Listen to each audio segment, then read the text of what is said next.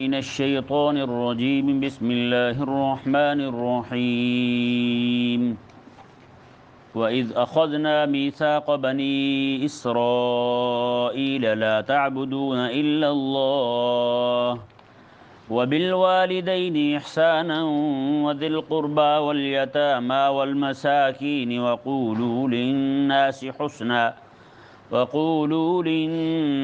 حسنا وأقيموا الصلاة وآتوا الزكاة ثم توليتم إلا قليلا منكم وأنتم معرضون۔ اس آیت مبارکہ میں اور اگلی آیات مبارکہ میں اس سے پیچھے بھی سارا یہودیوں کے متعلق بیان ہو رہا ہے۔ اللہ تبارک و تعالی نے یہودیوں سے کچھ عہد لیے تھے، بنی اسرائیل سے۔ وہ عہد جو ہیں مدینہ منورہ کے یہودیوں کو یاد کروائے جا رہے ہیں کہ یہ عہد تم سے لیے گئے تھے اور تم ان پر کاربند نہ رہے، تم نے ان سے منہ پھیر لیا۔ اللہ تبارک و تعالی نے ارشاد فرمایا وَإِذْ أَخَذْنَا مِيثَاقَ بَنِي إِسْرَائِيلَ لَا تَعْبُدُونَ إِلَّا اللَّهَ، میں کہ یاد کرو جب ہم نے بنی اسرائیل سے یہ عہد لیا تھا کہ تم اللہ کے علاوہ کسی کی عبادت نہ کرنا، تم نے عبادت صرف اللہ کی کرنی ہے۔ کس کی عبادت کرنی ہے؟ اللہ کی عبادت کرنی ہے۔ پوری کائنات میں عبادت کی مستحق ذات کوئی ہے تو وہ صرف اور صرف اللہ تعالیٰ کی ہے۔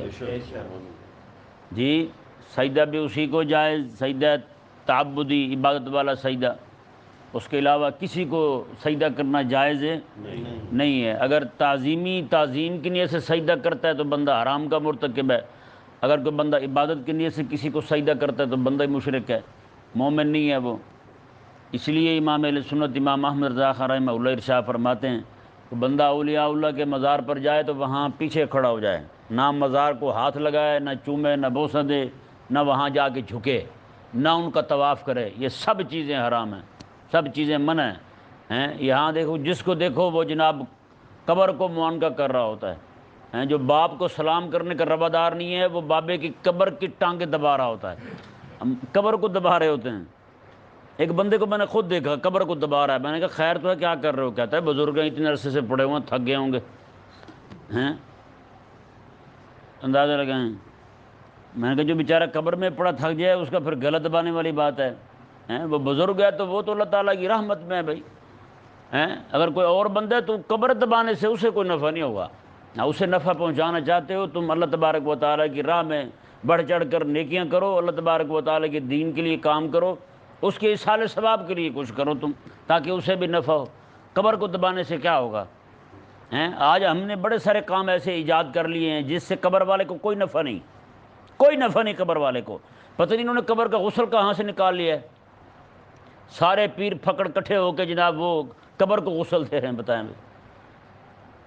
اس کا قبر والے کا مشن جو ہے نا، اس پر ذرہ برابر بھی عمل نہیں، رتی برابر بھی عمل نہیں اس پر۔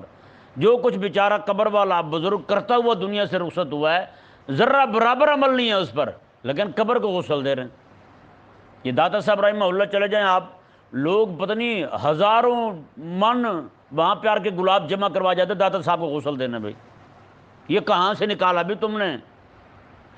پوری شریعت اسلامیہ میں کہیں پہ بھی ایسی بات نہیں ہے کہ کسی قبر کو غسل دینا تم نے۔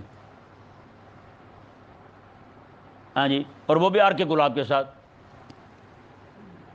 بہت ساری چیزیں انہوں نے ہندوؤں سے لی ہیں، جیسے ہندو کرتے ہیں انہوں نے بھی پکڑ لیا، وہ پھر دھونی، وہ فلانی، وہ ڈمکانی۔ آپ دیکھیں نا ہندو کی کوئی بھی کلپ اٹھا کے دیکھ لیں، اس میں وہ سارا کچھ دکھاتے ہیں۔ وہ مورتیوں کو پتہ نہیں کیا کیا لگا رہے ہوتے ہیں، ساری چیزیں لے آئے ہیں۔ یہ ایسے اندھے صوفی ہیں، جاہل صوفی ہیں ہمارے یہاں، جو کچھ ان کو دیکھا اپنے چچاؤں کو وہی شروع کر دیا انہوں نے۔ رب تبارک و تعالی نے کیا ارشاد فرمایا ہے، جتنا یہ بزرگوں کی قبروں کو بیچ رہے ہیں نا، یہ قبر فروش ہیں۔ کیا ہیں؟ قبر فروش ہیں۔ آج بابے کا عرس، آج بابے کا غسل، آج بابے کی دھونی، آج بابے کی فلانی، آج بابے کی فلانی، اتنی چیزیں نکال دی ہیں، توبہ نعوذ باللہ۔ بندہ سوچ کے حیران ہو جاتا ہے بھائی یہاں سے نکالا تم نے کہاں سے ہے؟ شریعت تو وہی ہے جو رسول اللہ نے دی ہے، تم نے کہاں سے نکالی اتنی ساری باتیں؟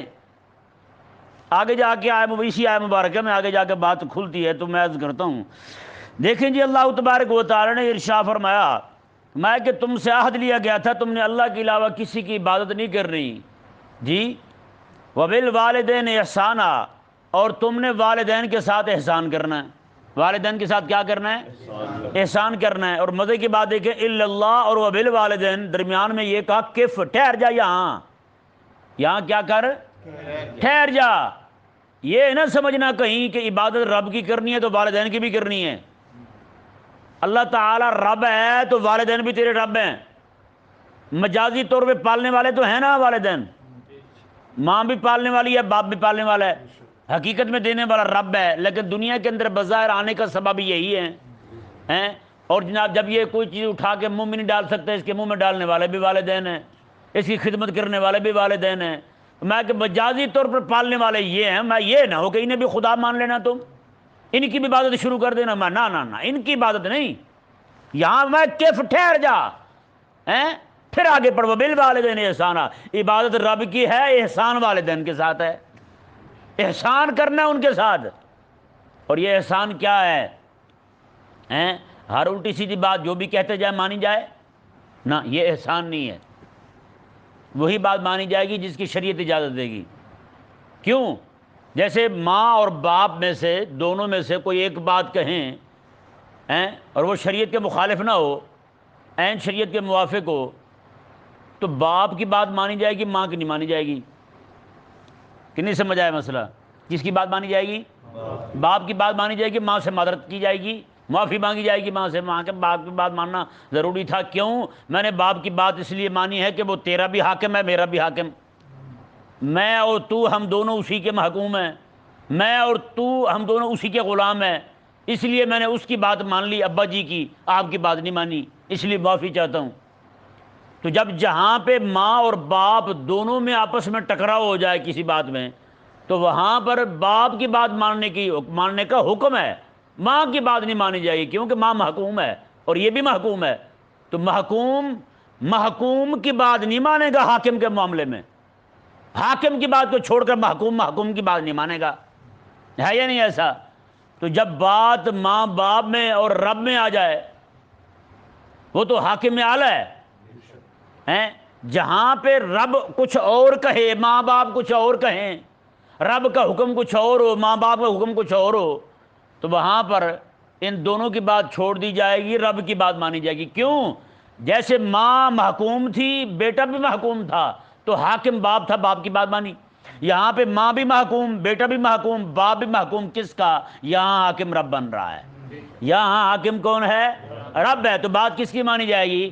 رب کی مانی جائے گی، ان کی مانی جائے گی۔ اور خاص طور پر جب بات عبادت کی ہو تو رب تعالیٰ نے قرآن کریم میں ارشاد فرمایا، میں کہ لا تأخذہما، فرمایا کہ نہ اب ان کی بات نہیں ماننی۔ جب بات رب کی آ جائے اور والدین کی آ جائے تو میں کہ پھر تم نے رب کی بات ماننی ہے، ان کی بات نہیں ماننی۔ کہ نہیں سمجھ آیا مسئلہ؟ یہاں کیا کہتے ہیں، میری ماں نے کہا تھا داڑھی منڈوا دو، تو ماں کی بات، ماں کے پاؤں کے نیچے تو جنت ہے، میں نے کہا وہ جنت جس نے رکھی ہے وہی نہ دے، تو پھر مالک نے جس نے جنت رکھی ہے اسی نے کہا ہے کہ تم میری نافرمانی کر کے اپنی جنت سیدھی کرتے رہو۔ کون سی جنت سیدھی ہوگی تمہاری بھائی؟ میری ماں کہتی تھی کہ تم دین کا علم نہ پڑھو، میری ماں کہتی تھی تم مسجد میں زیادہ دیر نہ بیٹھا کرو، مسجد میں جایا کرو، مسجد کو ہاتھ لگا کے واپس آ جایا کرو، میری ماں یہ کہتی تھی۔ تو نہیں بھائی، جب بات رب تبارک و تعالیٰ کی اور والدین کی آئے گی یا کسی بھی بندے کی آئے گی بات، تو پھر کس کی بات مانی جائے گی؟ رب کی بات مانی جائے گی، کیونکہ رب حاکم اعلیٰ ہے۔ رب کیا ہے؟ حاکم اعلیٰ۔ وبالوالدین احسانا، میں کہ والدین کے ساتھ احسان کرو۔ اب بتائیں یار ذرا، جب رب کے بعد بندے پر سب سے زیادہ احسان اس دنیا کے اندر کسی کا ہے تو والدین کا ہے۔ کس کا ہے؟ والدین کا ہے۔ رب کے بعد، رب دینے والا، رب پیدا کرنے والا، اور یہ دنیا میں آنے کا سبب ہے۔ جب دنیا میں آنے کا سبب والدین جو ہیں، جب ان کو سجدہ جائز نہیں، جب ان کی عبادت جائز نہیں، تو پھر کسی اور کی کیسے جائز ہو سکتی ہے؟ جب رب تبارک و تعالی نے واضح فرما دیا، فرمایا کہ جب حکم میرا آ جائے اور ان کا حکم آ جائے والدین کا، تو پھر میرے حکم کو ماننا، ان کے حکم کو نہیں ماننا۔ تو پھر آج اس دنیا کے اندر یہ دنیا کے جو لیڈر ہیں، یہ لوگ اور پیر جو ہیں سارے، یہ اپنے آپ کو ہی مطاع بنا کے بیٹھے ہیں، اپنے آپ کو ہی حاکم اعلیٰ بنا کے بیٹھے ہیں، یعنی ان پیر کے سامنے رب رسول کی نافرمانی ہو تو انہیں برداشت ہے، ان کی نافرمانی ہو تو انہیں برداشت نہیں ہے۔ تو بتائیں انہوں نے پھر اپنے آپ کو رب سے اعلیٰ مانا یا نہیں مانا؟ ایک پیر کی ناک کے نیچے لانگری بیٹھا نماز ہی نہ پڑھے تو پیر کو برداشت ہو، پیر کہے میرا فرما بردار ہے، ہیں؟ رب کا نافرمان تیرا فرما بردار کیسے ہو گیا؟ یہ سمجھائے مجھے کوئی، ہیں جی؟ جو رب کا نافرمان ہے، ایک مزار پہ میں جاتا تھا، وہاں پہ جو لانگری تھا اس نے کبھی نماز نہیں پڑھی، کبھی نماز نہیں پڑھی، 4-5 سال میں نے دیکھا اسے، اور پیر کی زبان پر یہی ہوتا تھا، یہ بابا ہمارا بڑا وفادار ہے، ہیں؟ اس کا مطلب یہ ہے وہ رب کی نہیں مان رہا، تجھے برداشت ہے، تیری نہ مانے تو پھر تجھے برداشت نہیں، تو کہے کہ یہ غدار ہو گیا، یہ فلانا ہو گیا، یہ ڈمکانا ہو گیا، ہے یا نہیں ایسا؟ تو بتائیں انہوں نے اپنے آپ کو مطاع مانا یا نہیں مانا؟ جہاں پہ یہ حکم ہو کہ عبادت رب کی ہے، والدین کے ساتھ احسان کرنا ہے، ان کی عبادت نہیں، یہ حکم جو ہے یہ طاعت کے تحت داخل ہوتا ہے، عبادت کے تحت داخل، طاعت جو عبادت کے تحت آتی ہے۔ تو بتائیں انہوں نے اپنے آپ کو رب سے بڑا مانا یا نہیں مانا؟ آج جس بھی آپ دربار پہ چلے جائیں یہی حال ہے، اور والدین بھی جو ہیں بچہ نماز نہ پڑھے تو راضی ہیں اس سے، ہیں؟ بچے جو ہے وہ تھوڑی سی ان کی نافرمانی کر دے، یعنی ٹیوشن نہ جائے تو 1 منٹ سے پہلے باہر بھی فون پہنچ جاتا ہے، اگر اب ان کا باہر بھی ہو، وہاں بیٹھا اس کا جناب بی پی جو ہے وہ ہائی ہو جاتا ہے کہ یہ کیا ہوگا جی، میرا بیٹا آج ٹیوشن نہیں گیا جی۔ ہاں، وہ ماں بھی شکایت نہیں کرتی کہ تیرے بیٹے نے آج پورے دن میں 1 نماز بھی نہیں پڑھی، تیرا بیٹا حقہ شیشہ پی رہا ہے، چھپا چھپا کے تیرا بیٹا اب نشے بھی پیتا پھرتا ہے، تیرا بیٹا پورے علاقے کا ڈاؤن بنا ہوا ہے، کسی کو بھی پکڑ کے پھینٹا لگا دیتا ہے، کوئی بات نہیں کرتی ماں، ہے یا نہیں ایسا؟ ہاں، ٹیوشن نہ جائے تو پھر ماں کو تکلیف ہوتی ہے۔ تو اس سے ثابت کیا ہوتا ہے؟ ہمارے لیے سب سے بڑا نقصان اپنی نافرمانی ہے، ہم سب سے بڑا نقصان اسے سمجھتے ہیں جب اپنی نافرمانی ہو، اپنی نافرمانی ہو، رب کی نافرمانی کو بڑا نقصان ہی نہیں مانتے۔ تو اس کا مطلب کیا ہوا؟ ہمارے دلوں کے اندر اگر اہمیت ہے تو اپنے حکم کی، اہمیت ہے تو پیر کے حکم کی، اہمیت نہیں ہے تو رب کے حکم کی نہیں ہے، اہمیت نہیں ہے تو رسول اللہ کے حکم کی نہیں ہے۔ تو بتائیں پھر آج ہم کہاں کھڑے ہیں؟ ہاں، لا تعبدون الا اللہ جو کہا تھا رب تعالیٰ نے یہودیوں کو، تم نے یہ وعدہ پورا نہیں کیا، آج ہم کر رہے ہیں۔ ہاں جی، ہم کر رہے ہیں؟ نہیں کر رہے۔ آگے دیکھیں جی رب تبارک و تعالیٰ نے کیا ارشاد فرمایا، وذل قربا، اور قریبی رشتہ دار جو ہے نا تمہارے، قریبی تمہارے ان کے ساتھ بھی احسان کرو۔ کیوں؟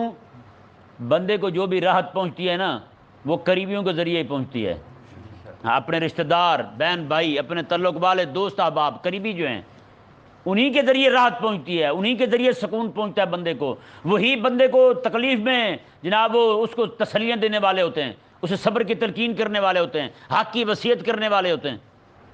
اس لیے اس پر بڑا زور دیا گیا کہ اپنے قریبیوں کے ساتھ بنا کے رکھو، اپنے قریبیوں کے ساتھ بنا کے رکھو، ان کے ساتھ جوڑ کے رکھو۔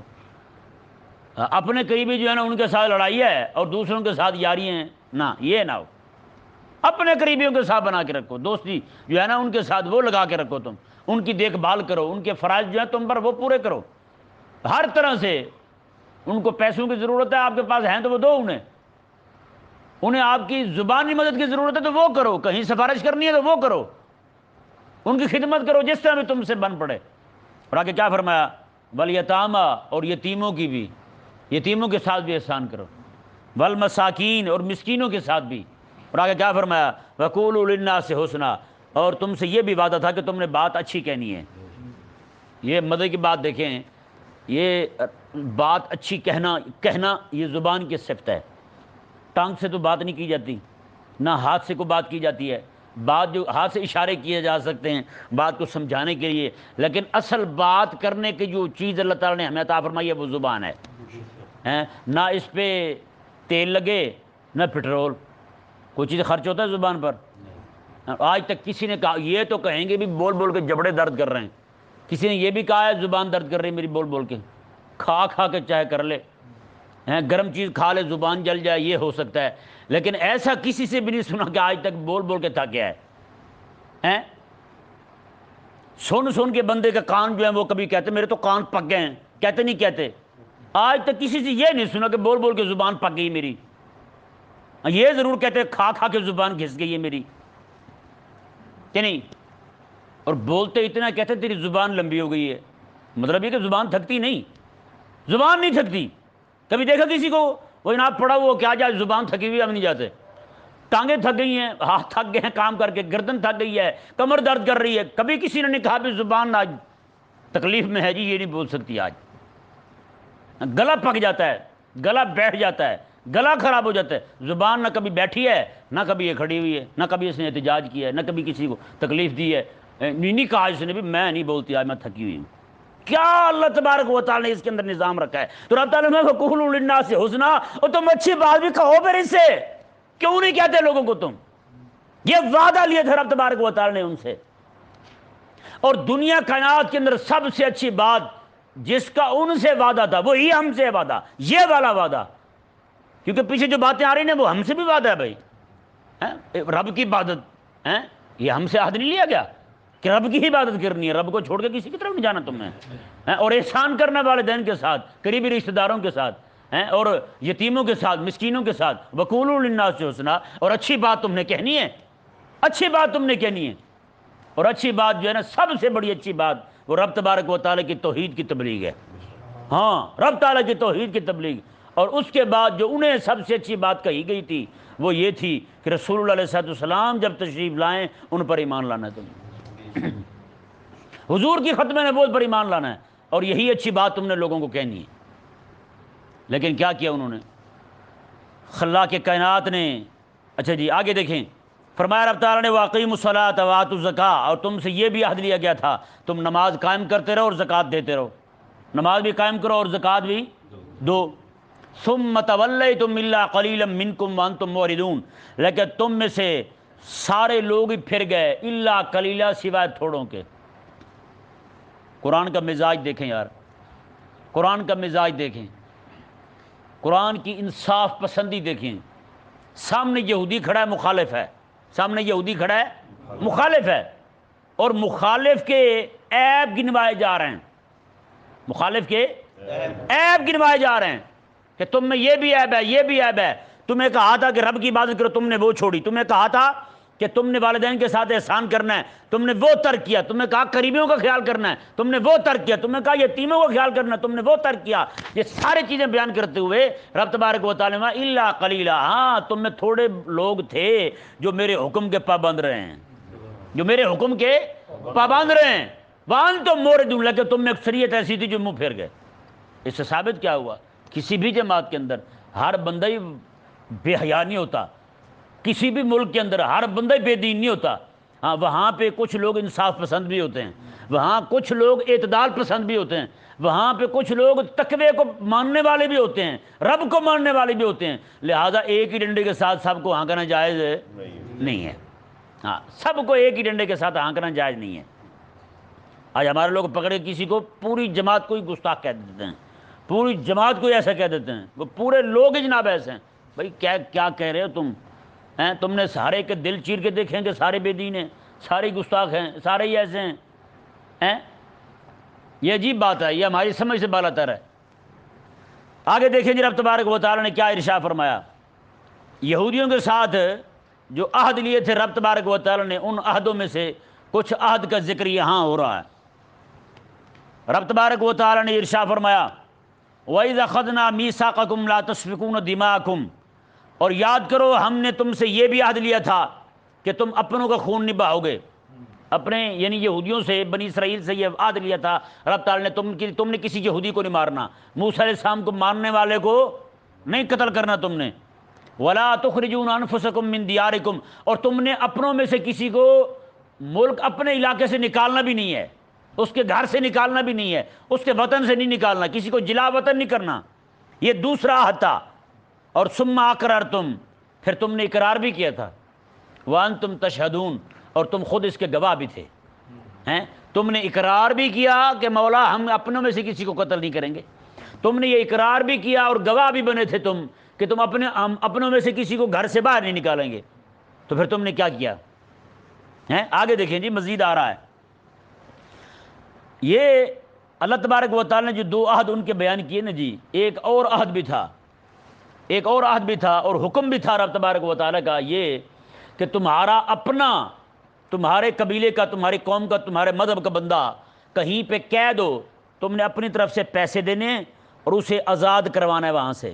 کوئی غلام ہو اسے آزاد کروانا ہے تم نے وہاں سے. یہ حکم تھا رب تبارک و تعالیٰ کا. 2 عہد یہ اور تیسرا عہد یہ.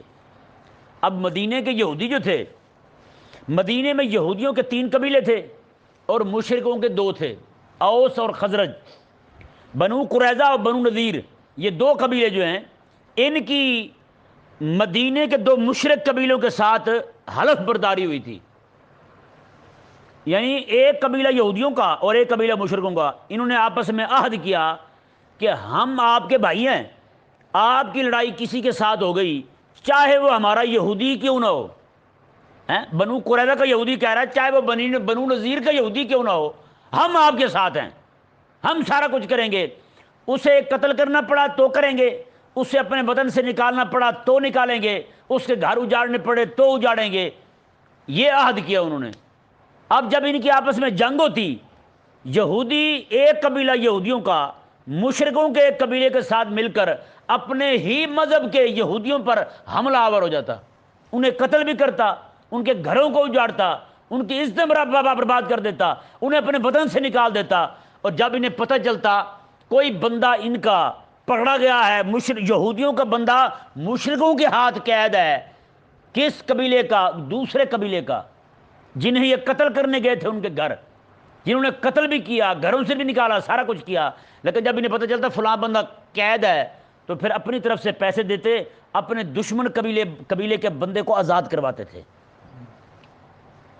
جنہیں قتل کر رہے ہیں انہی کا بندہ قید ہو گیا ہے تو پھر اپنی طرف سے جیب سے پیسے دے کے اس بندے کو آزاد بھی کروا رہے ہیں. تو ان سے جب پوچھا جاتا کہ یہ تم نے کیا کیا، تو آگے سے جواباً کہتے کہ اللہ تعالیٰ کا حکم ہے کہ تمہارا کوئی یہودی کہیں پہ قید ہو تو اسے آزاد کروانا ہے، تو اس لیے ہم رب کا حکم مان کے آزاد کروا رہے ہیں. تو وہ آگے سے کہتے، لوگ جو انہیں ان کے منہ پہ مارتے تھے، وہ کہتے تھے رب کا حکم تمہیں یہ ہے کہ تم انہیں آزاد کرواؤ، یہ حکم تمہارے لیے نہیں تھا کہ اپنے بندوں کو قتل بھی نہ کرو. تمہارے ہتھے چڑھ جائے تو قتل کر دو، تمہارے ہتھے چڑھ جائے تو اس کے گھر سے نکال دو، تمہارے ہتھے چڑھ جائے اس کے کھیت برباد کر دو، گھر اجاڑ دو اس کا، لیکن جب اسی کو قید دیکھو تو پھر آزاد کروانے لگ جاؤ. یہ ہماری سمجھ سے بالا تر ہے. یہ تمہارا تقوی جو ہے نا، یہ کلابی تقوی ہے. کون سا تقوی ہے؟ کلابی. کلاب کلب کی جمع ہے، کلب کتے کو کہتے ہیں. کتا حرام کھاتا رہے گا، منہ کی پرواہ نہیں کرتا، منہ کی پرواہ نہیں کرتا، حرام کھاتا رہے گا، لیکن جیسے پیشاب کرنے کی بات آئے گی پاؤں اٹھا لے گا، چھینٹے نہ پڑ جائیں ٹانگ پہ، ٹانگ مبارک ہے کہیں پلیدی نہ ہو جائے. یہ تقوی کلابی تقوی ہے. کون سا تقوی ہے؟ کلابی تقوی. یہ آپ کو بہت زیادہ ملے گا لوگوں میں، ہاں بہت زیادہ ملے گا. فلانے پیر صاحب جو ہے نا، وہ عرس کے اتنے پابند ہیں، کرونا آیا تھا عرس بند نہیں ہوا. ہاں وہاں نماز بند ہو گئی لیکن عرس بند نہیں ہوا. وہاں پہ نماز میں وقفہ آ گیا تھا لیکن عرس بند نہیں ہوا. کیا یار پیر صاحب اتنے بڑے بزرگ ہیں، پہنچے ہوئے ہیں. میں نے کہا پورے ملک کے اندر یہودی کا نظام مسلط ہے، پورے ملک کے اندر یہودی کا سسٹم مسلط ہے، پورے ملک کے اندر تمہارا نظام معیشت ہو، سیاست ہو، معاشرت ہو، کوئی بھی شے ہو تمہاری یہودی کی جناب گرفت سے باہر نہیں ہے، ہر چیز یہودی کی گرفت میں آ چکی ہے. اور پیر صاحب جو ہیں عرس کے بڑے پابند ہیں. مجال ہے کہ عرس کے خلاف بات کر دے، پیر صاحب نہ بولیں پھر. ان کا حساب وہی کلابی تقوی ہیں، حرام کھاتے رہیں گے لیکن ٹانگ اٹھا لیں گے. وہ ایک بندہ ہے نا، وہ جا رہا تھا باہر گلی میں، صبح کو بندہ اپنی گائے بھینسیں لے کے جا رہا تھا تو کسی بھینس نے گوبر کر دیا بھینس نے. تو صبح آپ کو پتہ ہے سردیوں میں گوبر سے بھی دھواں نکلتا ہے کہ نہیں، وہ بھی گرم ہوتی ہے. وہ نکلا اور اس نے کہا علاقے کی خواتین ایسی احمق ہیں، صبح ساگ بنا کے گلی میں پھینک دیے، ان کو قدر ہی نہیں ہے ساگ کی، ایسی بد دماغ ہیں عورتیں یہاں کی. بھائی اس نے 4-5 گالیاں تھوپ دی عورتوں کو، ایسی احمق ہیں اور پاگل ہیں، انہیں سمجھ نہیں ہے، ساگ بنا کے باہر ہی پھینک دیا گلی میں. اور اس نے جناب کیا کیا، نیچے بیٹھا چوکڑی مار کے، پالتی مار کے، آلتی پالتی انگلی سے اٹھایا اور منہ میں ڈال لیا. بعد میں پتہ چلا یہ تو گوبر ہے. وہ کہنے لگا یا اللہ تیرا شکر ہے میرے پاؤں بچ گئے. شکر ہے مولا تیرا پاؤں بچ کے ہے، میرے پاؤں نہیں پڑا اس کے اوپر، نہیں تو گوبر تھا، پاؤں پلید ہو جانے تھے۔ اب بندہ پوچھے تو منہ پلید کر چکا بھائی ہیں، اور پاؤں بچنے پر کیوں سے شکر بھائی؟ یہ کلابی تقویٰ ہوتا ہے۔ کیا ہوتا ہے؟ ہاں، حرام پہ متفق ہیں، کفر کی حکومت پہ متفق ہیں، یہودی کے نظام پہ متفق ہیں، یہودی کے نظام تعلیم پہ متفق ہیں، یہودی کی ٹائی پہ متفق ہیں، یہودی کی ہر بات پہ متفق ہیں، لیکن پیر صاحب مجال ہے جناب۔ میں آپ کو پیچھے میں مسجد میں تھا تو نماز کے بعد جو اونچا ذکر کرتے ہیں، وہاں ایک مسئلہ آیا سامنے امام اہل سنت امام محمد رضا خان رحمہ اللہ کا، تو ذکر پہ پابندی لگا دی ہم نے، بھی ذکر نہیں کریں گے نماز کے بعد بھی، نمازیوں کی نماز میں خلل پڑتا ہے، ذکر روک دیا ہم نے۔ ایک بندہ تھا ہماری مسجد کے ساتھ ہی، ایک مولوی تھا بیچارہ، الٹا قرآن پڑھتا تھا، بعض اوقات ایسی آیتیں بھی پڑھتا تھا جو قرآن میں نہیں ہوتی تھیں، اور لوگ راضی ہیں اس پہ، کہتے ہیں یار سر بہت ہے، شبیر شاہ کی سر لگاتا ہے وہ، سر لگاتا ہے شبیر شاہ صاحب کی، تو لوگ راضی ہیں اس پہ، آج تک وہ ہی کھڑا ہے، الٹا قرآن پڑھتا ہے وہ، قرآن پڑھے تو لگے ایسے کہ ابھی چھت نیچے آئی جناب، رب کا عذاب آیا، ایسا غلط پڑھتا ہے قرآن۔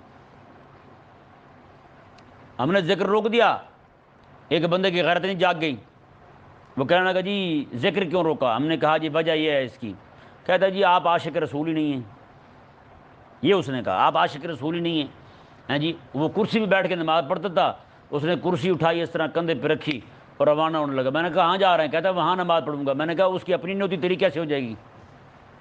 وہ تو قرآن غلط پڑھتا ہے بھائی۔ کہتا نہیں جی وہاں ہو جائے گی میری، آپ کے پیچھے نماز نہیں ہوتی۔ ہے تقویٰ کہ نہیں ہے؟ ایک آج آ کے ہم جو آج کہہ رہے ہیں کہ ذکر کرنا ٹھیک ہے، ہمارے بزرگ کرتے ہیں، بہت سارے، یہ اختلاف ہے علماء میں، بہرحال چھوڑیں اس بات کو، میں نہیں جانا چاہتا اس بات میں۔